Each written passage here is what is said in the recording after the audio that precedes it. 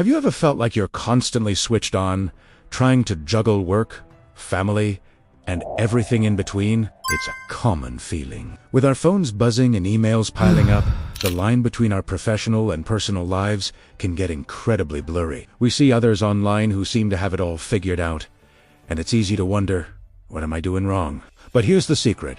Work-life balance isn't about achieving some perfect 50-50 split. It's not about becoming a productivity machine that never gets tired. It's about being intentional. It's about designing a life where work has its rightful place, but doesn't take over everything, leaving you with enough space to actually live and breathe. Today, we're going to explore 5 practical tips that can help you find a healthier rhythm that supports both your career ambitions and your personal well-being. First up, let's talk about boundaries. Balance starts with clear, non-negotiable boundaries. Without them, work has a sneaky way of creeping into every part of your day, especially if you work from home or have a demanding schedule. So, what does a boundary look like in practice? It's as simple as defining your work hours and sticking to them. Decide when your workday starts and, more importantly, when it ends. Turn off those work notifications on your phone after a certain time. A really powerful tool here is creating a shutdown ritual. This is a small routine that signals to your brain that the workday is officially over. It could be closing your laptop and putting it away, tidying your workspace, or writing down your to-do list for tomorrow. These small actions train your brain to switch from work mode to rest mode. Over time, this becomes a natural habit, not a daily struggle. And remember this, you don't need anyone's permission to protect your own time. Boundaries aren't limitations. They are essential safeguards for your mental and emotional health. Next, let's rethink what it means to be productive. Our culture often glorifies being busy, but multitasking is not the answer.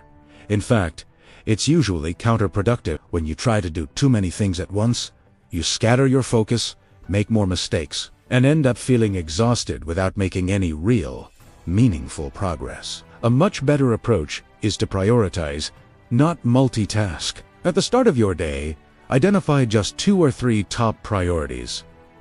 Not 10, not 20, just the essential few. Ask yourself, what absolutely must get done today? What single task will make the biggest impact? And just as importantly, what can be postponed, delegated, or even dropped altogether? When you focus on one thing at a time, you get into a state of deep work.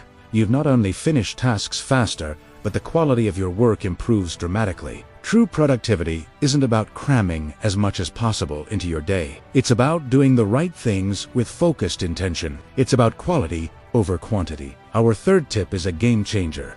Schedule rest the same way you schedule work. So many of us treat rest as an afterthought, something we get to if there's any time left over at the end of a chaotic day. But the truth is, rest isn't optional, it's fuel. You simply can't be creative, focused, or effective without it. If it's not on your calendar, it probably won't happen. So, start scheduling your downtime with the same seriousness you schedule your meetings. Block out time for short breaks throughout the day. Schedule a lunch break away from your desk. Carve out evenings for your hobbies or time with friends and family. Maybe you even need to schedule a mental health day when you're feeling overwhelmed. Think of rest as a strategic investment in your future self. You don't recharge by accident. You're recharged by design. When you plan for it and protect that time, rest becomes a non-negotiable part of your routine, making you more resilient and productive in the long run. This brings us to our 4th point, which can be tough for many of us. Learning to say no gracefully. Being a yes person might feel helpful in the moment, but it's one of the fastest ways to become completely overwhelmed. We often hesitate to say no because we don't want to disappoint people, or we worry it sounds negative. But here's a mindset shift for you. A thoughtful no isn't selfish, it's strategic. When you decline requests that don't align with your priorities, your workload, or your values, you're protecting your time and energy for the things that truly matter. You're recreating space to say yes to the right opportunities, the ones that will genuinely move you forward. And saying no doesn't have to be harsh. A graceful no can sound like, I'd love to help, but I just don't have the capacity right now. Or, that's not something I can commit to at the moment, but thank you for thinking of me. You could even say, "Let me point you to someone who might be a better fit for this." Saying no isn't about closing doors. It's about choosing the right ones to walk through. Finally, let's talk about the importance of disconnecting to reconnect. We live in a world of endless screens, notifications, and constant digital connection. But being always on doesn't mean we're truly present.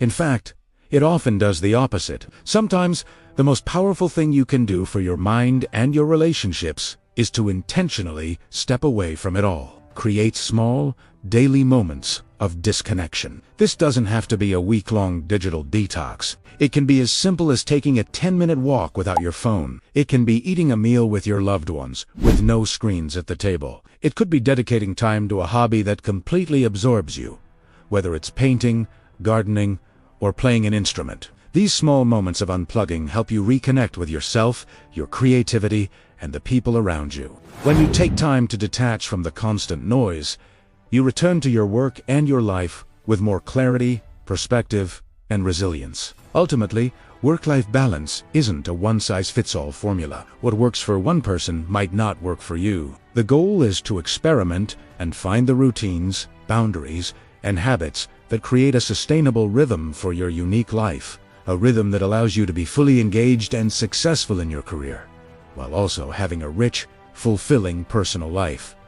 So, start small. Pick just one of these tips that resonated with you the most and try practicing it this week. Over time, these small, consistent actions build into a lifestyle where work has its place, but it doesn't consume all of the space. Because a balanced life isn't a luxury, it's the foundation for long-term success and happiness. Thanks for watching. If you found this helpful, be sure to like and subscribe for more tips on living a more intentional life. See you next time.